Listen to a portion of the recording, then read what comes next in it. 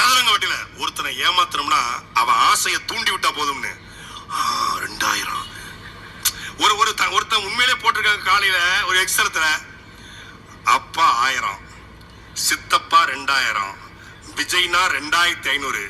அப்ப இந்த 3 பேர் வந்தா 2500, 2000, 4500 பிளஸ் 5500, 5000 ரூபாய் கிடைச்சிருது. ஒரு கல்யாணத்தை பண்றோம், ஒரு கோல்டு காயின் வந்துற போது ஒரு பவுன்ல அது ஒரு 1,10,000. சரி, அப்புறம் ஒரு பட்டு புடவை வந்துருது. அது காஞ்சிபுரத்துல வந்து நாங்க பழைய நகையை வாங்குறோங்க, பழைய பட்டு புடவைகள் பட்டு பாவனைகள் வாங்கணும், அவன் பட்டு புடவைக்கு போட்டோம்னா அதுல ஒரு 5000 மிச்சப்படுத்திடலாம். அப்புறம் ஒரு பிள்ளையை பெற்றெடுத்தோம்னா வரிசையா ஒரு 7 பிள்ளை பெற்றோம்னா 7 பிள்ளைக்கும் 7 கிராம் மோதிரம் வருது. அது ஒரு ஒட்டு 1 பவுனாச்சு, 2 பவுன். இந்த 2 பவுனையும் நாக்கடல அடகு வச்சோம்னா ஒரு 2 லட்சம் கிடைக்கும். அதை வச்சு ஒரு பெட்டிக்கடையை போட்டோம்னா பொழைச்சிக்கலாம்டா, படிப்பே தேவைடா போறாங்க. 3 பேரும் முதலமைச்சரா 3 பேருக்கு இலவசமா கொடுப்பான்னு ஒருத்தர் நம்பிக்கிட்டு இருக்காங்க. எப்பா டேய், எங்க வாழ்ந்துட்டு இருக்க பாருங்க.